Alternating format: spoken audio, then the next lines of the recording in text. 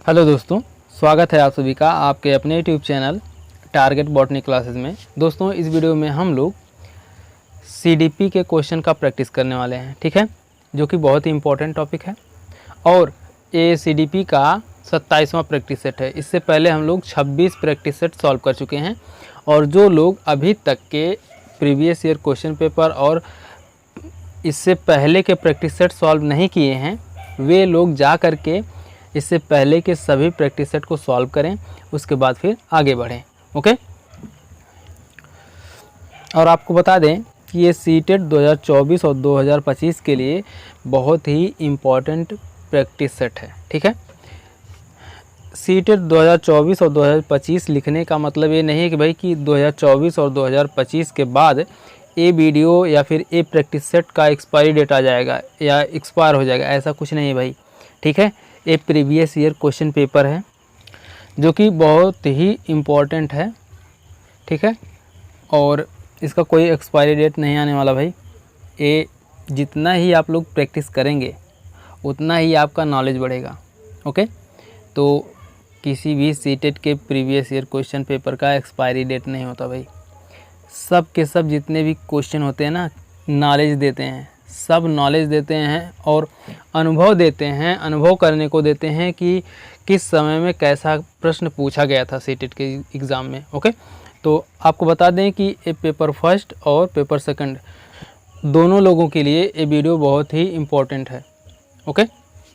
तो चलिए देर ना करते हुए वीडियो को स्टार्ट करते हैं। देखिए पहला क्वेश्चन भाई, पियाजे के विकासात्मक सिद्धांत के परिप्रेक्ष्य में निम्नलिखित में से कौन सा आरेख विकास को समुचित रूप से स्पष्ट करता है? बताइए भाई, कौन सा आरेख, जल्दी बताइए। ऑप्शन नंबर फर्स्ट सही है भाई, ठीक है। ऑप्शन नंबर फर्स्ट, विकास और आयु। ओके। जीन पियाजे के विकासात्मक परिप्रेक्ष्य में जैसे जैसे बालक की आयु बढ़ती है उसी अनुपात में बालक का विकास भी होता है। ओके। आगे देखते हैं अगला क्वेश्चन। देखिए, एक अध्यापक या फिर अध्यापिका ने पाया कि एक विद्यार्थी वर्ग बनाने में कठिनाई अनुभव कर रहा है, ठीक है। एक विद्यार्थी वर्ग बनाने में कठिनाई अनुभव कर रहा है। उसने अनुमान लगाया कि वह हीरे का चित्र बनाने में भी कठिनाई अनुभव करेगा। उसने निम्नलिखित में से किस सिद्धांत पर आधारित होकर यह अनुमान लगाया? बताइए भाई, किस सिद्धांत पर आधारित होकर? विकास एक व्यवस्थित क्रम में होने की प्रवृत्ति से संबद्ध है, या फिर विकास की प्रक्रिया एक उत्परिवर्तनीय प्रक्रिया है, या फिर विकास निरंतरीय होता रहता है, या फिर अलग अलग लोगों के लिए विकास की प्रक्रिया भी अलग अलग होती है। बताइए भाई, इनमें से कौन सा ऑप्शन सही है? जल्दी बताइए। ऑप्शन नंबर फर्स्ट सही है, विकास एक व्यवस्थित क्रम में होने की प्रवृत्ति से संबद्ध है। ओके। अध्यापक या अध्यापिका ने यह अनुमान लगाया कि चूँकि विकास एक व्यवस्थित क्रम में होता है, इसलिए यदि एक विद्यार्थी वर्ग बनाने में कठिनाई अनुभव कर रहा है तो उसे हीरे का चित्र बनाने में भी कठिनाई होगी। ओके। तो इसलिए ऑप्शन नंबर फर्स्ट सही है। आगे देखते हैं अगला क्वेश्चन।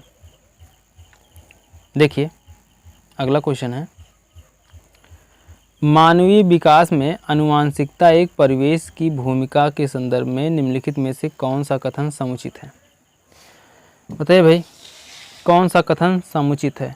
परिवेश की भूमिका लगभग स्थिर रहती है जबकि आनुवंशिकता का प्रभाव परिवर्तित हो सकता है,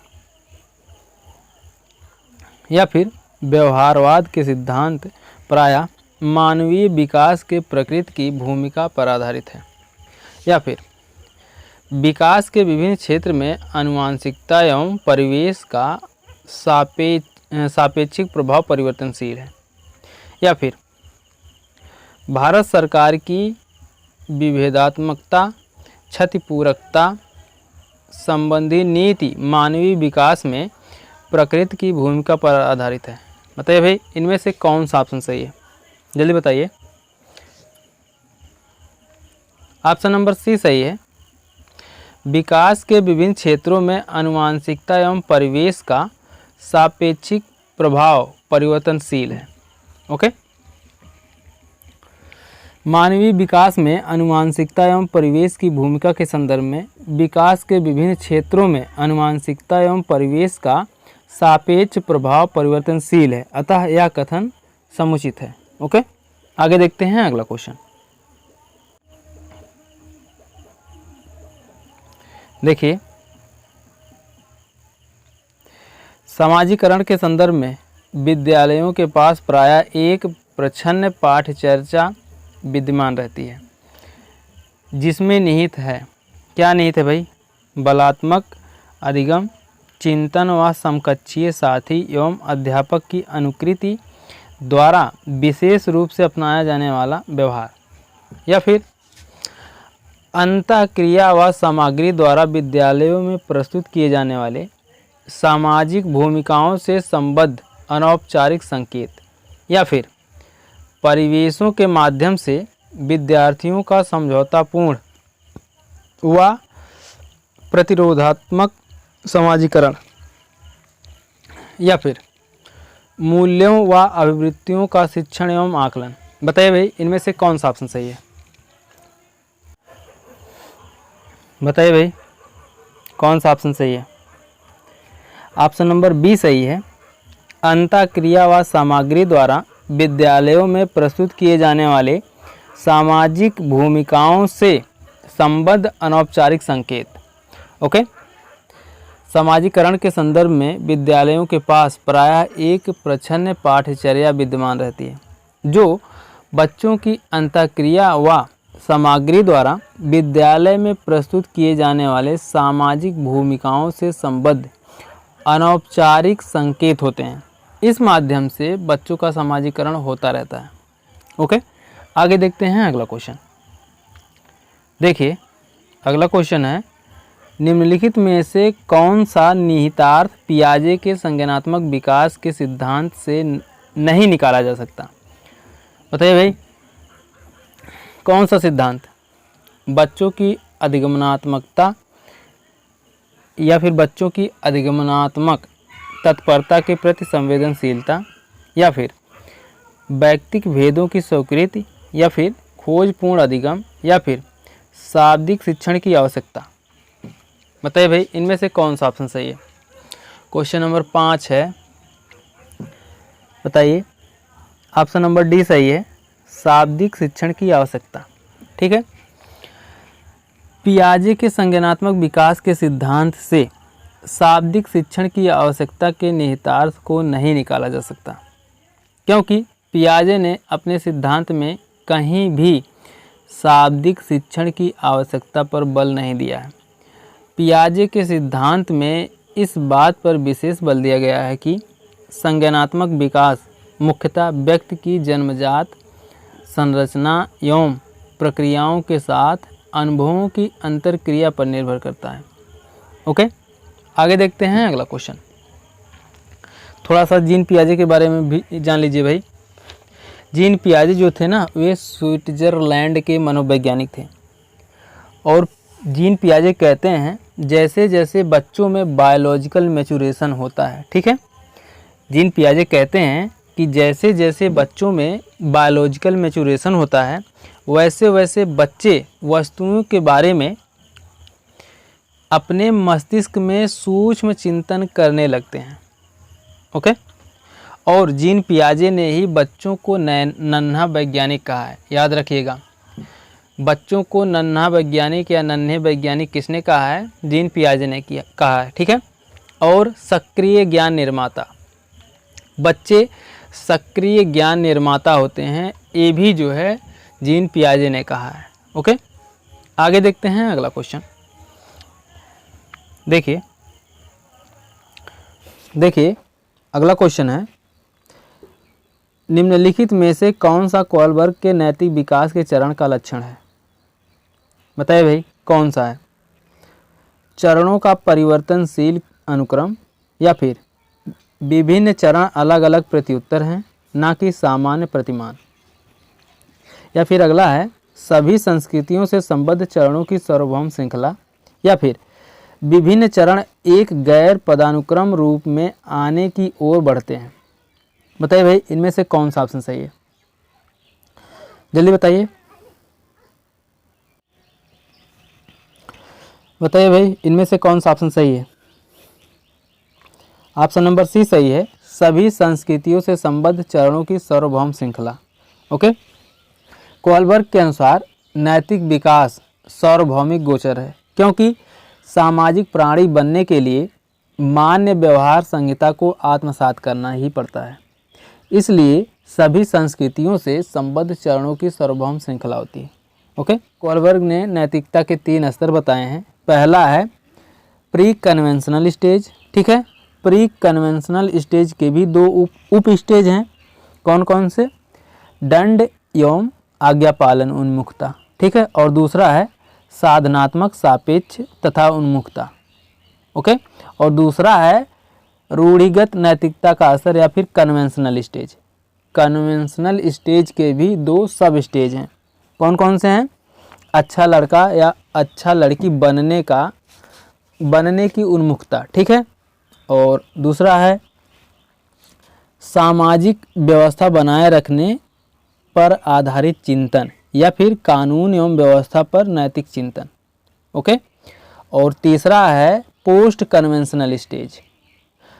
पोस्ट कन्वेंशनल स्टेज के भी 2 उप स्टेज हैं या सब स्टेज है भाई, कोई बात नहीं। तो पहला है सामाजिक अनुबंध उन्मुखता, जिसे हम लोग कहते हैं सोशल कॉन्स्ट्रेस ओरिएंटेशन, ठीक है। और दूसरा है सार्वभौमिक नैतिक सिद्धांत, जिसे हम लोग कहते हैं universal ethical principle orientation. Okay, हम लोगों को 30 क्वेश्चन सॉल्व करना है, इसलिए ज़्यादा ना बात करते हुए आगे बढ़ते हैं। जैसे जैसे टॉपिक, किसी भी टॉपिक से रिलेटेड टॉपिक आएगा हम लोग उस पर बात करेंगे। ओके, आगे देखते हैं अगला क्वेश्चन। देखिए अगला क्वेश्चन है ... कक्षा में वास्तविक सांसारिक समस्याओं से संबद्ध जटिल परियोजनाओं पर कार्य करते हुए अध्यापक व छात्र एक दूसरे के अनुभवों से परस्पर ग्रहण करते रहते हैं। क्या क्या ग्रहण करते रहते हैं भाई, बताइए। पारंपरिक या फिर रचनात्मक या फिर अध्यापक केंद्रित या फिर सामाजिक रचनात्मक। बताइए भाई इनमें से कौन सा ऑप्शन सही है, जल्दी बताइए। ऑप्शन नंबर डी सही है, सामाजिक रचनात्मक। ओके, सामाजिक रचनात्मक कक्षा में वास्तविक सांसारिक समस्याओं से संबद्ध जटिल परियोजनाओं पर कार्य करते हुए अध्यापक व छात्र एक दूसरे के अनुभवों से परस्पर ग्रहण करते रहते हैं, ठीक है। आगे देखते हैं अगला क्वेश्चन। देखिए प्रगतिशील शिक्षा के संदर्भ में समान शैक्षिक अवसर से अभिप्राय है कि सभी छात्र, क्या भाई सभी छात्र, बताइए।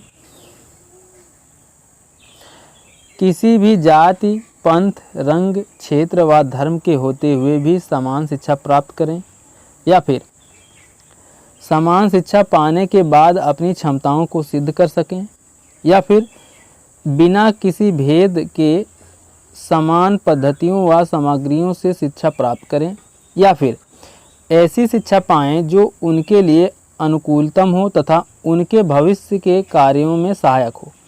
बताइए भाई कौन सा ऑप्शन सही है। क्वेश्चन नंबर 8 है, कौन सा ऑप्शन सही है। ऑप्शन नंबर डी सही है, ऐसी शिक्षा पाएं जो उनके लिए अनुकूलतम हो तथा उनके भविष्य के कार्यों में सहायक हो। ओके, प्रगतिशील शिक्षा के संदर्भ में समान शैक्षिक अवसर, ठीक है। प्रगतिशील शिक्षा के संदर्भ में समान शैक्षिक अवसर से अभिप्राय है कि सभी छात्र ऐसी शिक्षा पाएं जो उनके लिए अनुकूलतम हो तथा उनके भविष्य के कार्यों में सहायक हो। ओके, आगे देखते हैं अगला क्वेश्चन। देखिए, भाषा विकास के संदर्भ में निम्नलिखित में से कौन सा क्षेत्र जीन पियाजे के द्वारा कम कर आंका गया है? बताइए भाई, कौन सा क्षेत्र? आनुवांशिकता, सामाजिक अंतःक्रिया, अहम केंद्रित भाषा या फिर विद्यार्थी द्वारा संक्रियात्मक रचना? बताइए इनमें से कौन सा ऑप्शन सही है? Question number 9,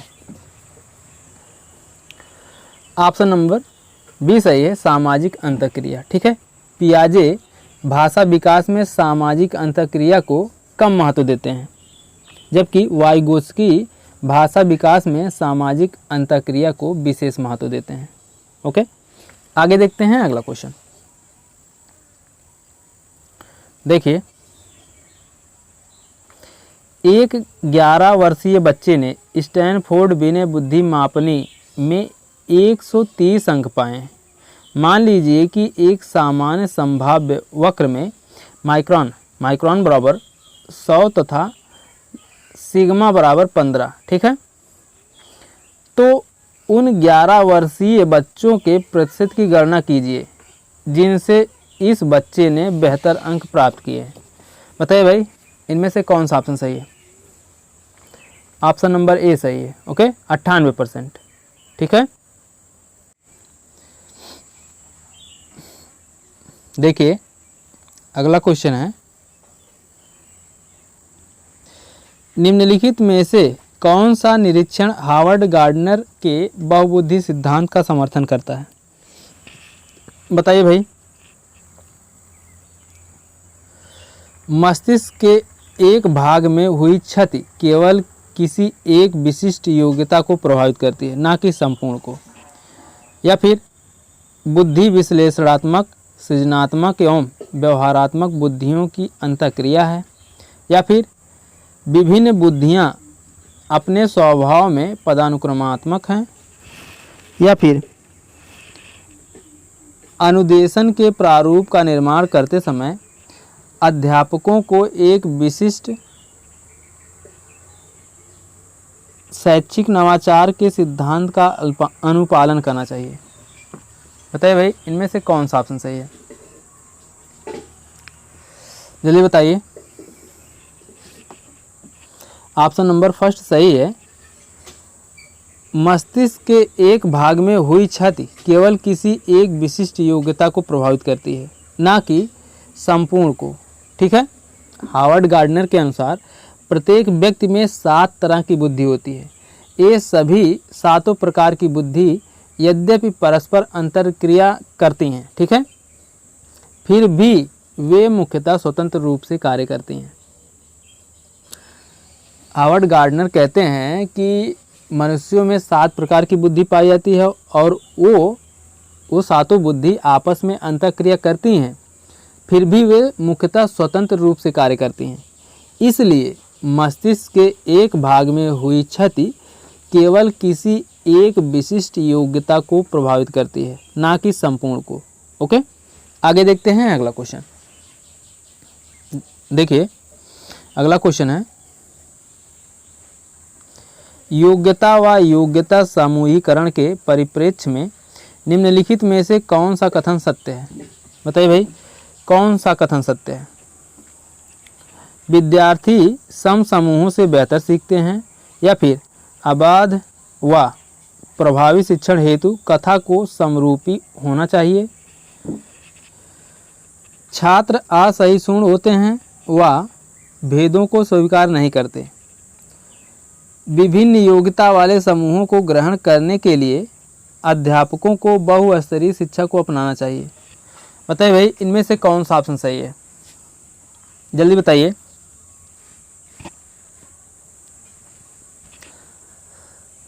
option number D सही है, विभिन्न योग्यता वाले समूहों को ग्रहण करने के लिए अध्यापकों को बहुस्तरीय शिक्षा को अपनाना चाहिए। ठीक है, आगे देखते हैं अगला क्वेश्चन। देखिए, निम्नलिखित में से कौन सा कथन सत्य है? रचनात्मक आकलन कभी कभी संकल्पनात्मक हो सकता है। या फिर संकल्पनात्मक आकलन से अभिप्राय है कि आकलन अधिगम का एक निरंतर व अभिन्न अंग है, या फिर रचनात्मक आकलन का मुख्य उद्देश्य है विद्यार्थियों की उपलब्धि का श्रेणीक्रम, या फिर रचनात्मक आकलन समय समय पर शिक्षार्थियों के विकास का सार प्रस्तुत करते हैं। बताइए भाई इनमें से कौन सा ऑप्शन सही है, जल्दी बताइए।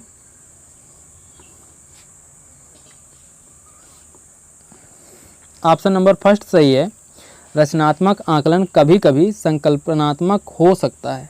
ठीक है, रचनात्मक आकलन विद्यार्थियों के अधिगम की सीमा को निर्धारित व उसमें सुधार के लिए आवश्यक है, किंतु कभी कभी यह रचनात्मक के साथ साथ संकल्पनात्मक, ठीक है, संकल्पनात्मक हो जाता है, जिससे आकलन का मूल उद्देश्य प्राप्त नहीं होता। ओके, आगे देखते हैं अगला क्वेश्चन। देखिए, एक अध्यापक या अध्यापिका विद्यार्थियों को किसी विषय की अपनी अवबोधनात्मकता को प्रतिबिंबित करते हुए संकल्पनात्मक मानचित्र यानी कॉन्सेप्ट मैप का निर्माण करने को कहना या कहता है। वह विद्यार्थी की स्मृतियों को मंथन गति से जागृत कर रही है, या फिर रचनात्मक आकलन कर रही है, छात्रों की मुख्य बिंदुओं का सार लेखन की क्षमता का परीक्षण कर रही है, या फिर छात्रों की उपलब्धि के मूल्यांकन हेतु शीर्षकों के विकास का प्रयास कर रही है। बताइए भाई इनमें से कौन सा ऑप्शन सही है, जल्दी बताइए।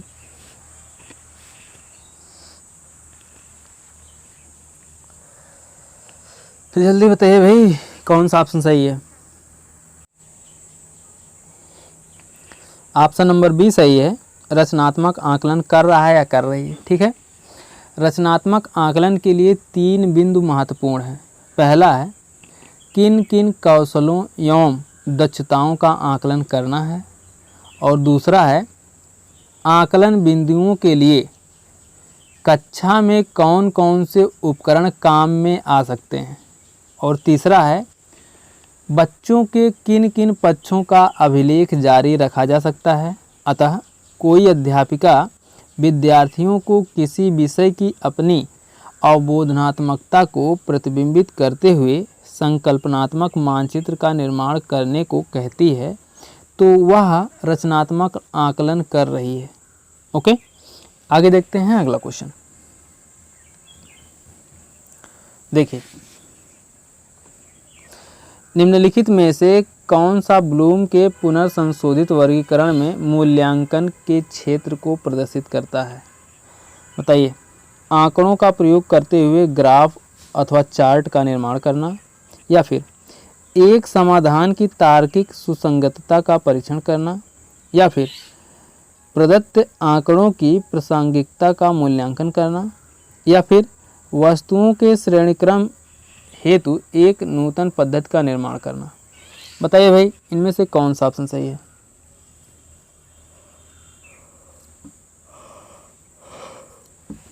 जल्दी बताइए भाई।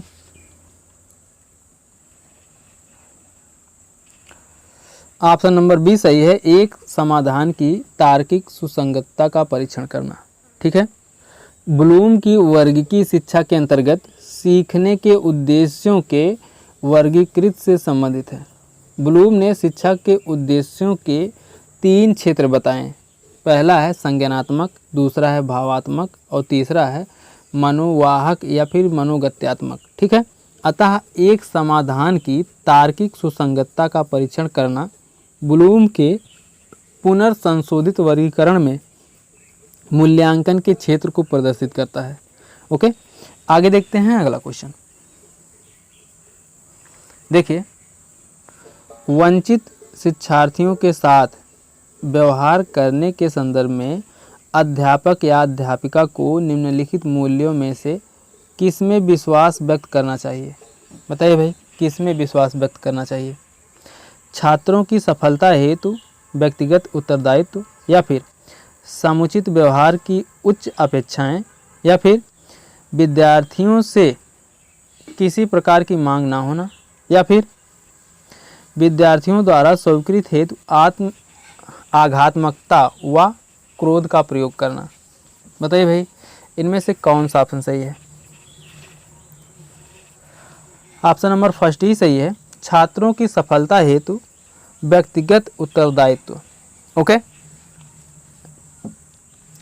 वंचित शिक्षार्थियों के साथ व्यवहार करने के संदर्भ में शिक्षिका को छात्रों की सफलता हेतु व्यक्तिगत उत्तरदायित्व के मूल्यों में विश्वास व्यक्त करना चाहिए। ओके, आगे देखते हैं अगला क्वेश्चन।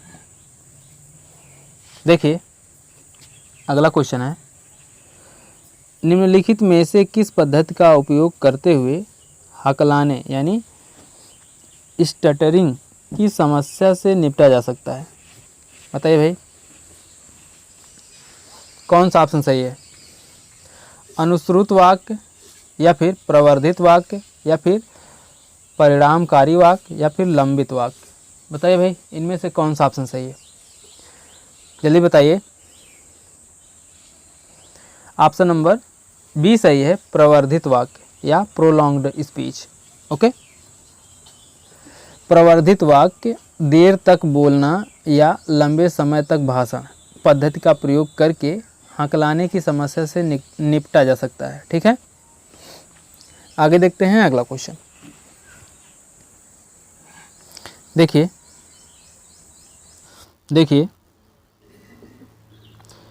सीखने में आसक्त बच्चों के संदर्भों में तत्काल असंबद्धता प्रदान करना, सहयोग पर बल देना तथा गैर अधिगमनात्मक तकनीक जैसी तत्काल सूचनात्मक बुद्धिपूर्वक गवेषण तथा सामग्री प्रबंधन का उत्तोलन निम्नलिखित में से किस प्रारूप से संबद्ध है? बताइए भाई, किस प्रारूप से संबद्ध है? संग्रथित अधिगम या फिर हस्तक्षेपी अधिगम या फिर उपचारात्मक प्रत्युत्तर या फिर अधिगम का सार्वभौमिक प्रारूप? बताइए भाई, इनमें से कौन सा ऑप्शन सही है? जल्दी बताइए।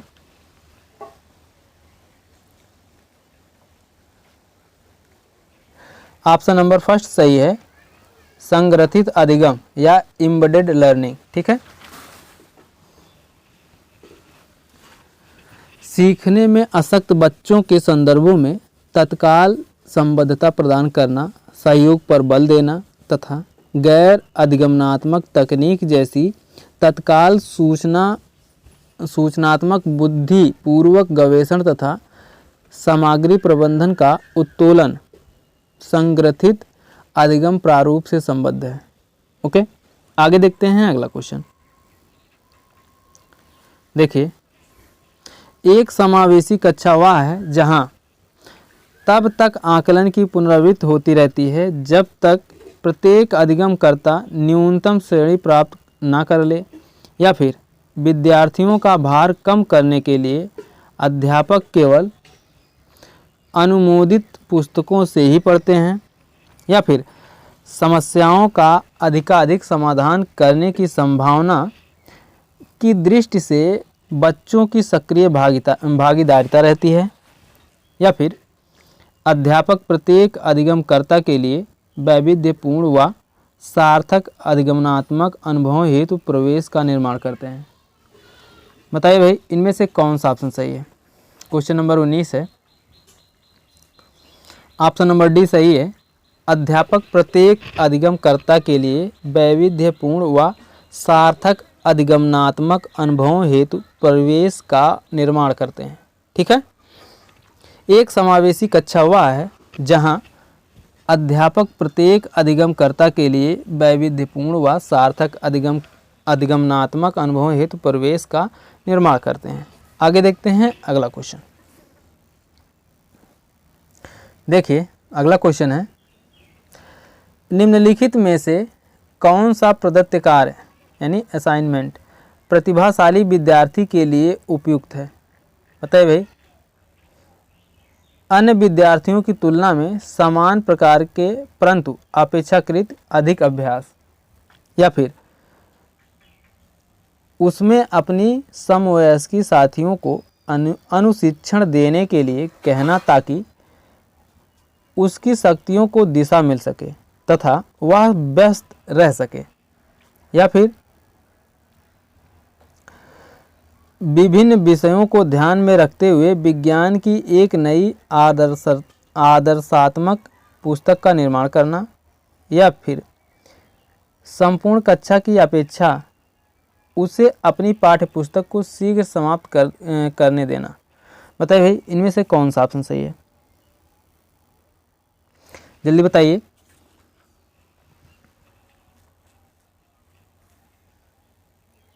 ऑप्शन नंबर सी सही है, विभिन्न विषयों को ध्यान में रखते हुए विज्ञान की नई आदर्शात्मक पुस्तक का निर्माण करना। ठीक है, आगे देखते हैं अगला क्वेश्चन। देखिए, विद्यालय छोड़ने वाले विद्यार्थियों के नियंत्रण की दृष्टि से सरकारी संगठनों द्वारा संस्था के स्तर पर विभिन्न उपाय किए गए हैं। निम्नलिखित में से कौन सा कारण संस्थानिक स्तर से जुड़ा है जिसके कारण बच्चे विद्यालय छोड़ देते हैं? बताइए भाई कौन सा कारण जुड़ा है। देखिए, विद्यालय में श्यामपट्ट और शौचालय जैसी आधारभूत सेवाओं का अभाव होना, या फिर अध्यापकों का समुपयुक्त योग्यता वाला ना होना तथा उन्हें कम आय देना, या फिर बच्चों से भली भांति व्यवहार करने की आवश्यकता के प्रति अध्यापकों का संवेदनशील न होना, या फिर जो बच्चे अनिवार्य पाठ्यचर्या को स्वीकार नहीं कर पाते हैं उनके लिए विकल्पात्मक पाठ्यचर्या का ना होना। बताइए भाई इनमें से कौन सा ऑप्शन सही है, जल्दी बताइए। ऑप्शन नंबर डी सही है, जो बच्चे अनिवार्य पाठ्यचर्या को स्वीकार नहीं कर पाते हैं उनके लिए विकल्पात्मक पाठ्यचर्या का ना होना। ठीक है, आगे देखते हैं अगला क्वेश्चन। देखिए, अधिगम अक्षमताएं डैश वस्तुपरक तथ्य हैं। ठीक है, वस्तुपरक तथ्य हैं तथा संस्कृति की इनमें कोई भूमिका नहीं है। और बी है पठन अक्षमता के पर्याय हैं। सामान्य या उससे अधिक बुद्धि लब्धांश वाले बच्चों में भी पाई जाती हैं। ठीक है, सामान्य या उससे अधिक बुद्धि लब्धांश वाले बच्चों में भी पाई जाती हैं। या फिर समय व हस्तक्षेप के रूप की उपेक्षा करते हुए भी अपरिवर्तनशील नहीं होती। बताइए भाई कौन सा ऑप्शन सही है। ऑप्शन नंबर सी सही है, सामान्य या उससे अधिक बुद्धि लब्धांश वाले बच्चों में भी पाई जाती है। ठीक है, अधिगम अक्षमताएं सामान्य या उससे अधिक बुद्धि लब्धांक वाले बच्चों में भी पाई जाती हैं। आगे देखते हैं अगला क्वेश्चन। देखिए, समस्या समाधान प्रायः उन विद्यालयों में सफल है जहां परिवर्तनशील लचीली पाठ्यचर्या है, या फिर कक्षाओं में छात्रों का समूहीकरण उपलब्ध है, या फिर केवल उच्च स्तरीय शैक्षिक उपलब्धि पर ही बल दिया जाता है, या फिर अध्यापक केंद्रित शिक्षा शास्त्र प्रभावी है। बताइए भाई इनमें से कौन सा ऑप्शन सही है, जल्दी बताइए। ऑप्शन नंबर फर्स्ट ही सही है, परिवर्तनशील या लचीली पाठ्यचर्या। ठीक है, समस्या समाधान प्रायः उन विद्यालयों में सफल है जहां परिवर्तनशील या लचीली पाठ्यचर्या है, अतः विद्यालयों में पाठ्यचर्या को निरंतर समयानुसार परिवर्तित करते रहना चाहिए। ठीक है, आगे देखते हैं अगला क्वेश्चन। देखिए, संज्ञानात्मक प्रशिक्षुता। ठीक है, संज्ञानात्मक प्रशिक्षुता तथा शैक्षिक संवाद डैश अधिगम को एक सामाजिक गतिविधि के रूप में ग्रहण करते हैं, या फिर आगमनात्मक तार्किकता के अनुप्रयोग पर आधारित हैं, या फिर पाठ्य सामग्री के सुव्यवस्थित संगठन पर बल देते हैं, या फिर कुशलता की प्राप्ति हेतु व्यवहारिक प्रशिक्षण की आवश्यकता पर बल देते हैं। बताइए भाई, इनमें से कौन सा ऑप्शन सही है? जल्दी बताइए। ऑप्शन नंबर फर्स्ट सही है। अधिगम को एक सामाजिक गतिविधि के रूप में ग्रहण करते हैं। ठीक है। संज्ञानात्मक प्रशिक्षुता तथा शैक्षिक संवाद अधिगम को एक सामाजिक गतिविधि के रूप में ग्रहण करते हैं। ओके, आगे देखते हैं अगला क्वेश्चन। देखिए, जो अध्यापक अध्यापिका अपने विद्यार्थियों की त्रुटियों में सुधार करना चाहता है या चाहती है, उसके लिए निम्नलिखित में से कौन सा समुचित मार्ग है? बताइए भाई, कौन सा समुचित मार्ग है?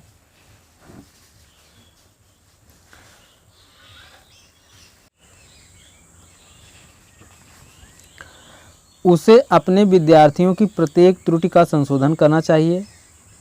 इसके लिए चाहे उसे विद्यालय में देर तक बैठना पड़े, या फिर उसे बार बार की जाने वाली तथा सामान्य त्रुटियों की अपेक्षा कम बार होने वाली त्रुटियों का अधिक संशोधन करना चाहिए, या फिर उसे उन त्रुटियों का संशोधन करना चाहिए जो सामान्य अर्थ व अवबोधनात्मकता में हस्तक्षेप करती हैं, या फिर अगर त्रुटि संशोधन प्रक्रिया बच्चों को क्षुब्ध करती है तो उसे उनका संशोधन नहीं करना चाहिए। बताइए भाई, इनमें से कौन सा ऑप्शन सही है? जल्दी बताइए, कौन सा ऑप्शन सही है भाई?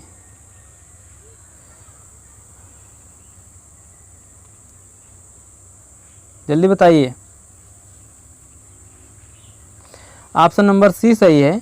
उसे उन त्रुटियों का संशोधन करना चाहिए जो सामान्य अर्थ व अवबोधनात्मकता में हस्तक्षेप करती हैं। ठीक है। अध्यापक अपने विद्यार्थियों की त्रुटियों में सुधार करने का प्रयत्न करते हैं, तो उनके लिए सबसे उचित है कि उसे उन त्रुटियों का संशोधन करना चाहिए जो सामान्य अर्थ व अवबोधनात्मकता में हस्तक्षेप करती हैं। ओके, आगे देखते हैं अगला क्वेश्चन। देखिए, निम्नलिखित में से कौन सा कौशल भावात्मक बुद्धि से संबद्ध नहीं है? बताइए भाई, भावनाओं के प्रति जागरूकता, या फिर भावनाओं का प्रबंधन, या फिर भावनाओं की आलोचना, या फिर कक्षा सहपाठियों के साथ मैत्रीपूर्ण व्यवहार। बताइए भाई, इनमें से कौन सा ऑप्शन सही है? ऑप्शन नंबर सी सही है, भावनाओं की आलोचना। ठीक है, भावनाओं की आलोचना कौशल भावनात्मक बुद्धि से संबंध नहीं है। ओके, आगे देखते हैं अगला क्वेश्चन। देखिए, आकलन प्रक्रिया के दौरान देविका की उत्तेजना ऊर्जापूर्ण होती है, जबकि राजेश की उत्तेजना अनुत्साही।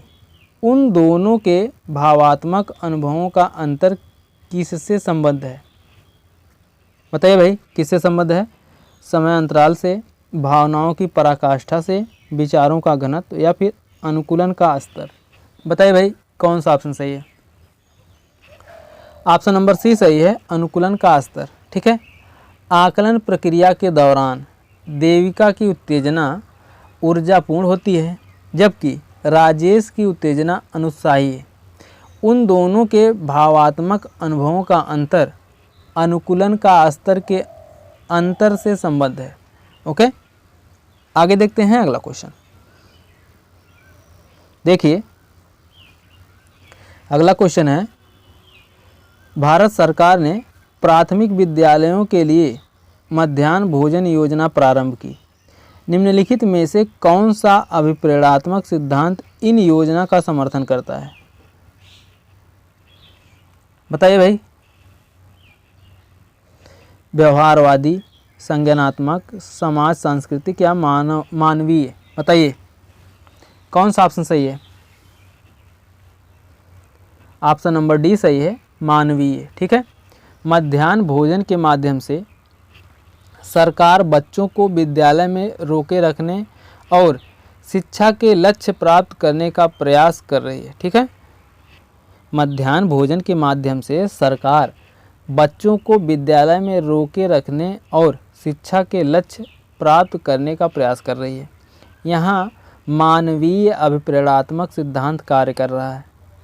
इस सिद्धांत के अनुसार भोजन, पानी आदि मनुष्य को लक्ष्य की ओर बढ़ने के लिए प्रेरित करते हैं। ठीक है, आगे देखते हैं अगला क्वेश्चन। देखिए, बच्चों के व्यवहार को समझने के लिए विद्यार्थियों के घर के वातावरण का महत्वपूर्ण स्थान है तथा इससे प्राप्त सूचना को प्रभावशाली शिक्षा शास्त्र के निर्माण से जोड़ा जा सकता है। यह तथ्य अधिगम के किस सिद्धांत से संबद्ध है? बताइए। व्यवहारवादी, पारिस्थितिकी, रचनावादी या सामाजिक रचनावादी? बताइए भाई, इनमें से कौन सा ऑप्शन सही है? ऑप्शन नंबर बी सही है, पारिस्थितिकी। ठीक है, इकोलॉजिकल। कूर्ट लेविन ने, ठीक है, ध्यानपूर्वक सुनिएगा, कूर्ट लिख दे रहे हैं, देखिए कूर्ट लेविन, ठीक है, लेविन, वाह भाई वाह है, वाह मत समझिएगा। कूर्ट लेविन ने अधिगम का क्षेत्र सिद्धांत दिया। ठीक है, अधिगम का क्षेत्र सिद्धांत किसने दिया? कूर्ट लेविन ने दिया। ठीक है, इस सिद्धांत के अनुसार प्राणी को उसके वातावरण से अलग करके नहीं समझा जा सकता। प्राणी तथा वातावरण एक दूसरे से अंतःक्रिया करते हैं। इसलिए बच्चों के व्यवहार को समझने के लिए उनके घर के वातावरण का महत्वपूर्ण स्थान है। ओके, आगे देखते हैं अगला क्वेश्चन। देखिए, कक्षा में ध्यान ना देने वाले बच्चों से व्यवहार करने के लिए कौन सा उपाय सर्वाधिक लाभकारी हो सकता है? बताइए भाई, कौन सा ऑप्शन सही हो सकता है? बच्चों को महसूस कराने के लिए उसे कक्षा में सबके सामने बार बार डांटना या फटकारना, या फिर बच्चे को उस जगह बिठाना जहां सबसे कम ध्यान भंग हो सके, या फिर ध्यान केंद्रित करने के लिए कार्य करते हुए बच्चे को खड़े रहने की अनुमति देना, या फिर बच्चे के ध्यान को स्फूर्तिदायक बनाने के लिए बीच बीच में उसे अवकाश देना। बताइए भाई, इनमें से कौन सा ऑप्शन सही है? जल्दी बताइए।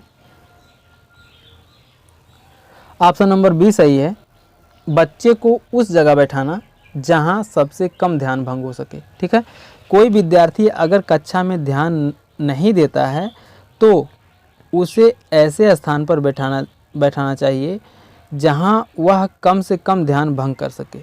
ठीक है, ओके। तो दोस्तों, ये तो थे सीडीपी के 30 क्वेश्चन, और कमेंट करके आप लोग ज़रूर बताइएगा कि वीडियो कैसी लगी। मिलते हैं नेक्स्ट वीडियो में, तब तक के लिए जय हिंद, जय भारत, वंदे मातरम।